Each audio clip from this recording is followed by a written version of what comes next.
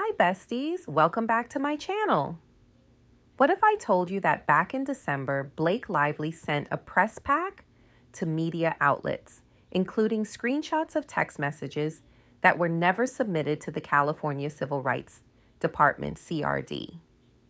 And what if I told you that both the LA Times and the New York Times publish exhibits with pages of messages that aren't part of her official complaint? Not even filed with the CRD. Some of these messages even contradict her own claims about a so-called smear campaign. That's why Justin Baldoni and Wayfair are confident, because they know there was no smear campaign. How do I know? I've spoken with people close to the situation, insiders, folks who know Justin, and individuals tied to the film. The truth is, Blake labeled it retaliation from the very beginning. Every bit of criticism became part of that narrative. Why? Because she included a retaliation clause in her 17-point agreement, setting the stage to sue Baldoni. And here's where it gets messy. The exhibits Blake submitted, the ones that weren't filed, don't qualify as privileged. I've reviewed every single CRD document through a FOIA request, and I can confirm these were never submitted. One of the first texts in these exhibits is dated May 17th, sent by Jen Abel to Justin. It says, "He blocked you. Is he a 12-year-old girl? This kind of behavior is ridiculous. It's part of the plan to wear you down until you give in to her demands." That same day, Ryan Reynolds blocked Justin. Why? Because they were in a heated conflict over the final cut of the film. Blake wanted her version. On May 13th, Justin's cut scored a whopping 94% with female viewers under 35. By May 18th, Blake hosted a private screening of her version in New York and refused to share feedback. Then Blake threatened to withhold her signature and the use of Taylor Swift's song unless she got final cut rights. By May 20th, she was threatening Baldoni's career while still not sharing audience scores. And guess what? When tested, her version scored an 82, while Justin's held strong at 94. Only 59% would recommend hers. So, retaliation? Now let's talk privacy violations. Blake's exhibits include screenshots that don't come from forensic extractions, but from Jen Abel's iCloud photos.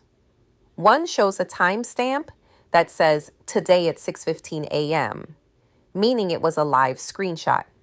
That's data pulled from Jen's iCloud, not her phone's stored data, and Blake had no legal right to that screenshot. Stephanie Jones, who worked for Blake and was also tied to her PR, is accused of illegally accessing Jen Abel's iCloud after she left Jones Works. The lawsuit claims Stephanie accessed Jen's messages in real time, intercepting them as they arrived, which is a violation of federal wiretap laws. How do they know this? Because Jen saw another device logged into her iCloud. When she changed her password, that access ended, proving Stephanie was connected. Blake and Stephanie claim otherwise, but their own evidence betrays them. If those screenshots were pulled from Jen's photo backups and not from a data extraction tool like Celebrite, it's proof her private cloud was breached. And the kicker? Blake's own exhibits show Justin and his team responding to a narrative planted by Ryan Reynolds in the Daily Mail, not leading any smear campaign. On August 15th, Ryan's team leaked a story claiming he had to save the film because the script was a disaster, undercutting the female writer. Justin's reply wasn't retaliation. It was defense. He texted his team suggesting they get their own side of the story out. This wasn't a smear.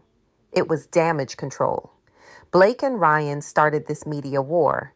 And now, when confronted with proof, They've conveniently excluded key messages from court because they undermine her entire narrative. The lawsuits claim Stephanie Jones and JonesWorks accessed and copied Jen's private data without consent and passed it to Blake. The phones, the screenshots, the media leaks, it all points to a coordinated effort. Bottom line, there's strong evidence that Jen's privacy was violated and that the so-called smear campaign Blake claims was nothing more than a reaction to her team's own leaks. Let me know what you think in the comments below. Don't forget to like this video, subscribe, and click the bell so you never miss a new breakdown. Thanks for watching. Bye, guys.